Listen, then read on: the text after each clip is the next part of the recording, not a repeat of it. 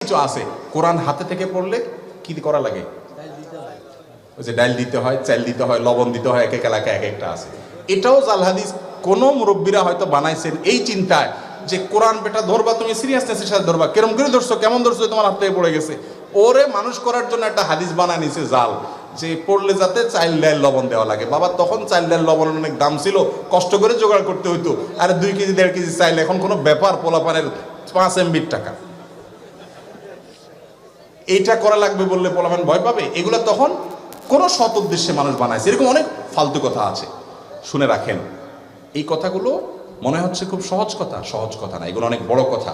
আল্লাহ বলেছেন ওয়া আন তাকুলু আলাল্লাহি মা লা তা'লামুন, আল্লাহ তাআলার ব্যাপারে তোমরা না জেনে কিছু বলবা না, মন গড়া কিছু বলবো না, এগুলো গুনাহের কথা, জায়েজ নাই। আল্লাহ তাআলা আমাদেরকে বুঝার তৌফিক দান করুন। এগুলো এক ধরনের ছোট শিরক, এক ধরনের শিরক, যে মুমিনের ভালো মন্দ, ইমানদারের ভালো মন্দ সব কার হাতে?